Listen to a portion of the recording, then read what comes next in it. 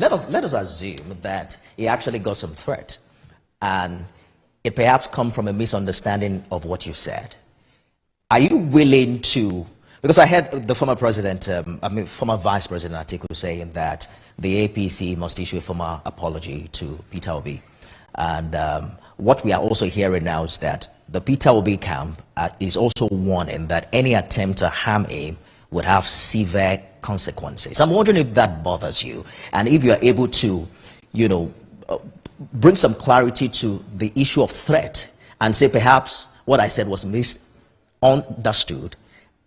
How do you react to the essence that there is a possibility that there are some threats against his life? No, Peter Obi has not disclosed the source of the threat against him, if there is any, right? What I do know is that in his X handle, he stated and claimed that my statement that we're discussing constituted a threat to his life and that of his family and that of his associates. Now, the point I'm making here, which I need to make very clearly, is that I said nothing in that interview or anywhere else, anything that was capable of being understood as constituting a threat to Peter Obi. I didn't. So, having said that, now, Peter Obi, what shocked me, quite frankly, let me say this. After the interview, I began to see, a few traffic tweets where some of his followers were suggesting that, Peter Obi was threatened. I didn't think anything of it. I simply just waved it.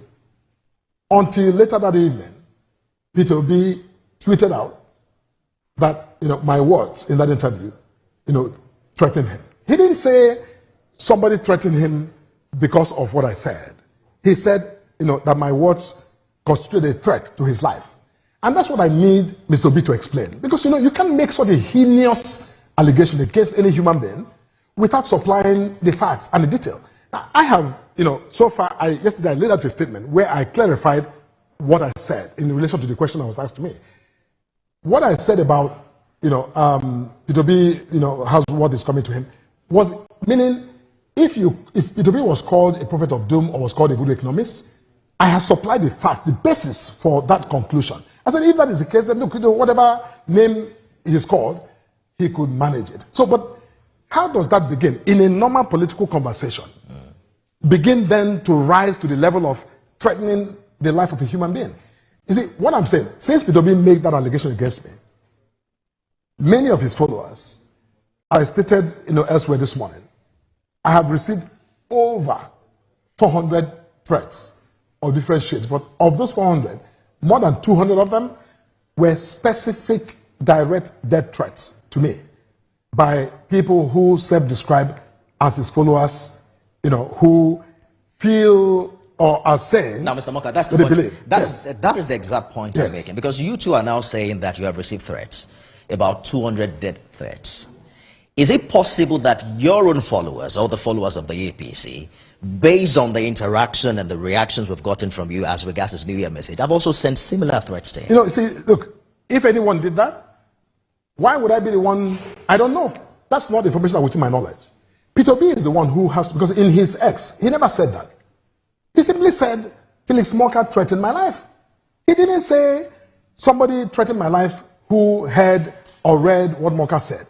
And my point to you is that nothing I said was capable or, would have given anyone a reason to threaten Mr. Obi. That is absolutely ridiculous. There's nothing in my, it was a question and answer. I'm talking to you right now. I was asked a question, which was, you guys called, the APC is called Peter Obi, prophet of doom, this and that. And I said, I am not the one to go on that manner, and offensive in that manner. I'm not the one to go on an offensive in that manner. Meaning, I'm not the one to call anybody, by that kind of name. We'll right? get back. But whatever name he's been called, yes, it fits him because, he has crossed the line of truth on many occasions. We'll get back to that shortly. But some have said that the former Anambra State governor must still hold lots of political relevance, even after his defeat in 2023, to deserve such robust and what appears a comprehensive response from the ruling party following his New Year message. Do you think your initial response may have given some validation to that? No. Now, if I may, on the 2nd of January, I issued a full, throttle response to Mr. Obi's New Year remarks. It wasn't an interview. It was a statement that I signed. And, when you read the statement was not so much about Peter Obi. It was more about pointing out those markers of progress under the administration. Simply saying, look, it's not all bad news. It's not all, gloom and doom as his message portrayed Nigeria. I said, look, Nigerians, I'm sure, are, seeing signs that the economic policies of this government are beginning to bear fruits. That was the tenor of my response to Peter Obi. This was an interview, like I'm doing with you. That was, an interview. And a question was asked, and I answered it. Otherwise, the ruling party offered Mr. Obi a comprehensive, well thought out, statement, which I'm sure you have seen or the TVC has even reported.